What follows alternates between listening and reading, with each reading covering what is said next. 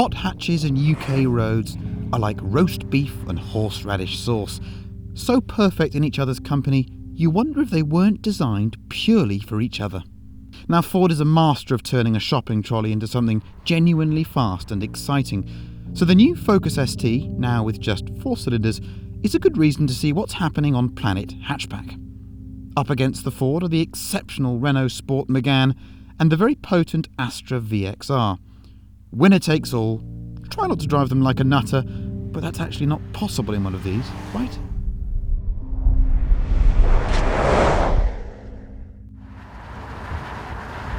The Astra VXR is one of the least subtle cars on sale in the UK. Normally, Vauxhall's efforts in the VXR department are uncouth and, I say, not very good on the road, where this little GTC-based car is, I think, quite funky.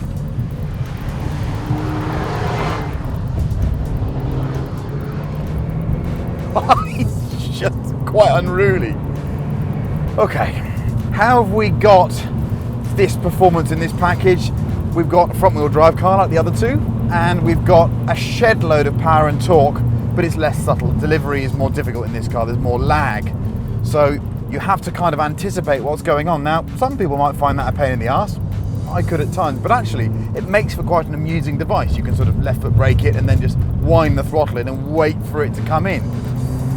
On a smooth A road, it feels really quite good. On a bumpy B road, it's a bit oversprung, it's a bit underdamped, and that's before you hit the VXR button, which makes things more aggressive in terms of throttle and even more aggressive in terms of spring rate, or they use the damper, don't they? Then it becomes very unruly indeed.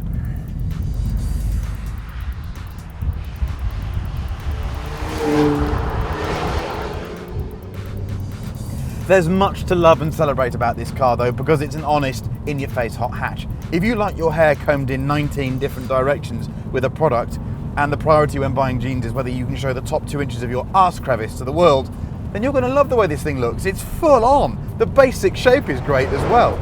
These seats are excellent. I have to say, it's a theme with all 3 cars. They've really tried with the cabin. They're fantastic. They're massive, comfortable. They just look sporty, don't they? The rest of the cabin, yes. It's going to take me a long time to get used to what these buttons do. They're so small, you spend half your time looking at what's going on. It's just in your face. It's very honest about that. So if you want it, the VXR kind of offers it. Tell you what, this may have a similarly stiff chassis to the VXR, but after that, the similarities kind of end. Renault Sport are very good at making hot hatchbacks, and this thing is no exception. The first time you get in this Megane, you could be mistaken for thinking after the other two, well, the cabin's completely bare, it feels like it should be worth about half the money. And even when you drive it slowly, you might think, what's all the fuss about? But the moment you get going in it, you realise that this has had some proper attention lavished on it. It is superb. Diff means it's got more traction in the wet here. And the faster you drive it, the harder you drive it, the more it brings back to you. The gear shift has a shorter throw, the steering is fast, the whole car comes alive. I've said this before, but that RS moniker kind of fits the car the way it does those Porsche models. They just feel very, very special. It's quite harsh, but interestingly, the faster you go, the more controlled it feels. The complete opposite of the VXR, which if you really push starts to lose it a bit and get a bit baggy. I do love these things. The motor is starting to feel a little bit tired now, because the Ford, as you'll find out, has a great engine, and that VXR, it's got more punch than this, and this actually is still quite laggy. I just love the way that on a damp day you can cover ground so quickly in these things. Part of the reason why the car gives you so much confidence in these damp conditions out here is the steering. At very low speed it seems to have absolutely no feel at all, but when you get going it's just right, I think. It's just right. Special car this, special car.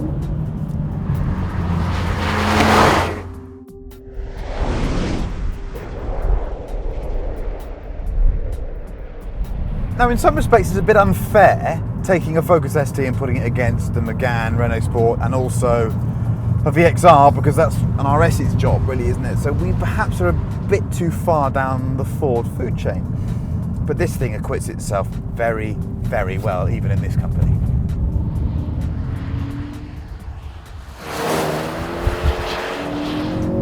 There is much to appreciate in this car. I will start with the engine, which has much more response than the other two. It doesn't have much lag, as a little bit, but it just feels very elastic and giving you whatever you want when you demand it. So that means that on the road, it feels just as quick as the other two. Perhaps in terms of immediate response, it feels quicker. The steering, okay, to start with, it feels just too quick, but I quite like the fact that you work without turning your arms over the wheel and grabbing extra armfuls of lock. The chassis, softer, more supple, and it works with a UK road just better than the other two. As an everyday car, this is a nicer place to be. The seats, exceptional, with Recaro logos everywhere. I'm not too old to enjoy those. Yes, it's a great road car. I sort of miss the fact that you can't get a 3-door and it has to be a 5-door, but you get used to that quite quickly. It's a funky looking car, isn't it? The cabin. Now, some people that have driven this car this week think it's just a bit too complicated and chavved up. Me, well, some people like lots of complication and cool stuff going on. It is a bit too much. This Sony hi-fi I can't always work out, but the rest of it just feels like Ford's tried to give you a lot of stuff for your money. And in the most part, it works.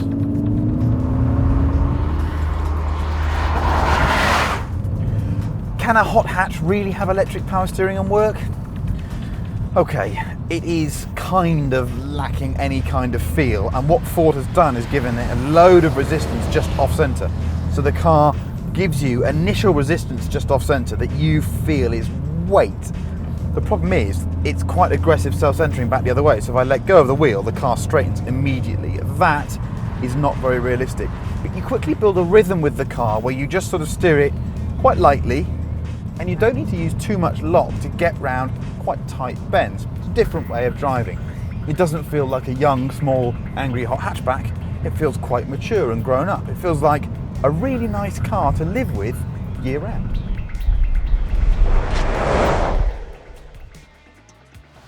So the Ford noses ahead on the road, but what happens when you send them around a tight, rather wet little circuit?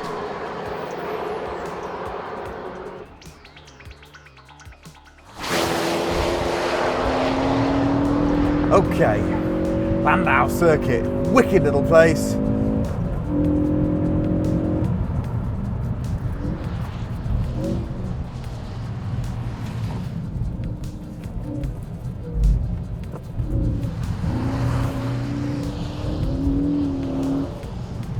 In the Focus. I've got the traction on at the moment. It's so slippery, it's definitely worth keeping it on.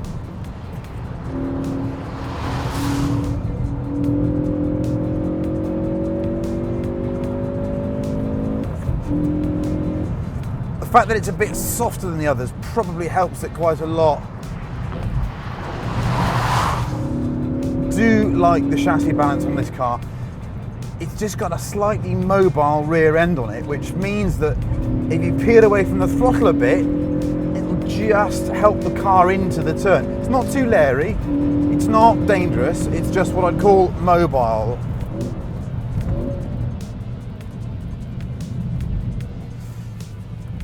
Very tight little places, it's almost like a go-kart track.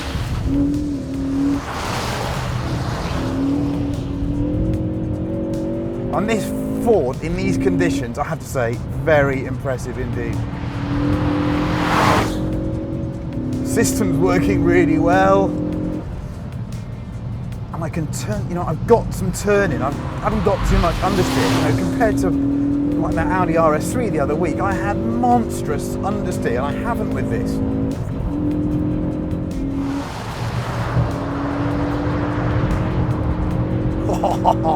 Real advantage in this sort of weather, being front wheel drive, you just lean on the throttle.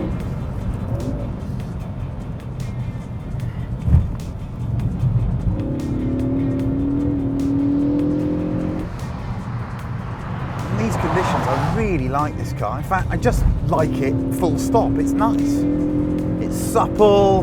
This engine, listen to it. 250 horsepower, makes a great noise. There's clearly some sort of intake resonator thing going on, but it's not too artificial, and it's just cool. It is just cool.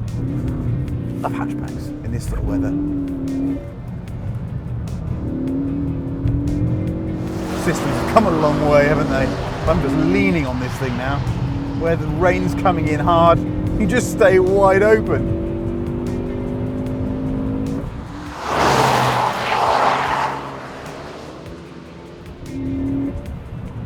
Cracking little car. Balance, good brakes, they're not getting too much fade, good wet weather grip, good traction. Just get the feeling this has been developed by people that like driving. You know what? That's a good thing. Good thing.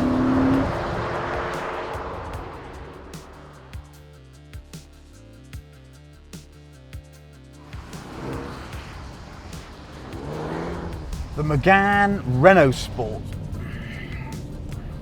In its preferred element, the circuit. Let's drop that steering wheel down a bit. What's it like here then? Feels pokey.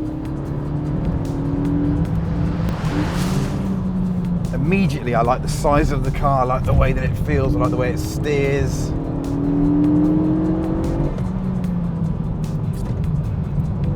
Again, like the others, they've got balance, traction. There's a locker in this, you can feel it. Yes!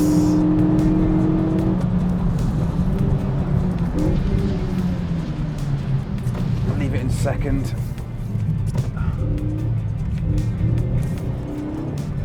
Bounce it over a couple of curbs. Again, the rear axle's quite mobile, wants to help us round.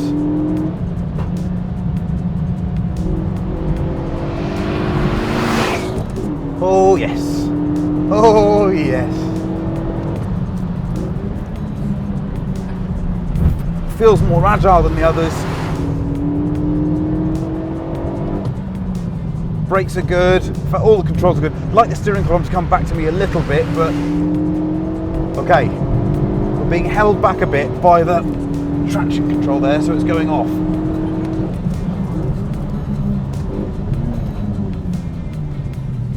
Try a lap without the traction on, okay? In the others I left it on because it wasn't getting in the way, but in this I think it is slightly.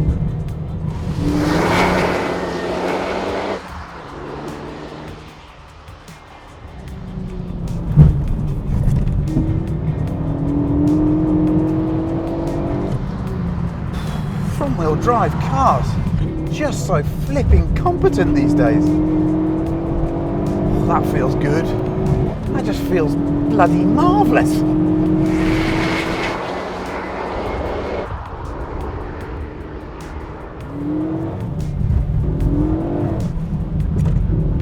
Oh, what a wicked bit of kit this is. It just pendulums a bit. Oh, cracking thing. Cracking thing. I'm so glad Renault still makes cars like this because, you know, it's got some difficulties in other areas, but oh, it's fabby. Absolutely fabby.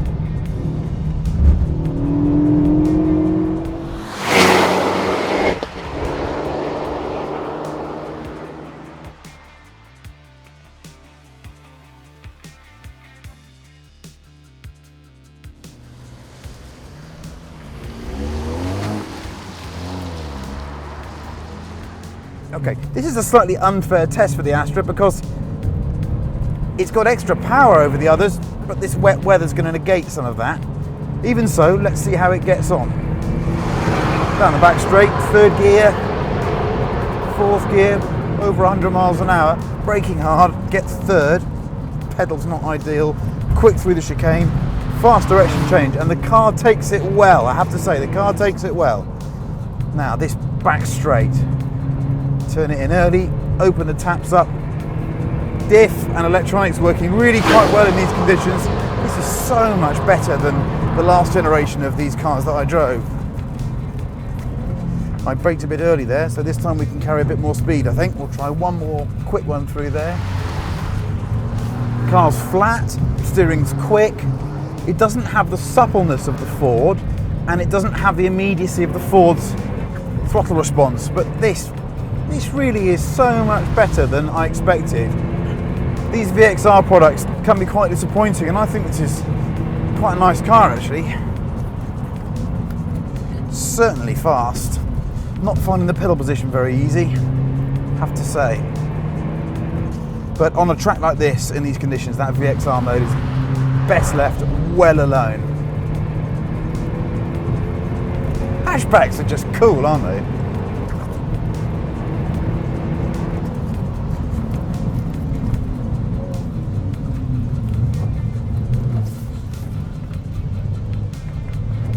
Through these curvy sections, good direction changes. You can just get that diff hooked up and it goes.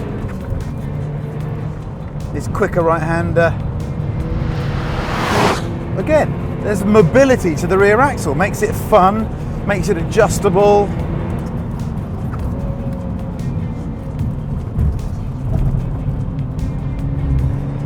Bit of oversteer there. I like this. Well done, Vauxhall. Well bloody done.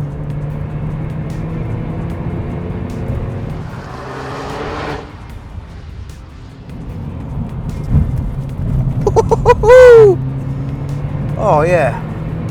This is a good feeling to drive a Vauxhall product that's this much fun.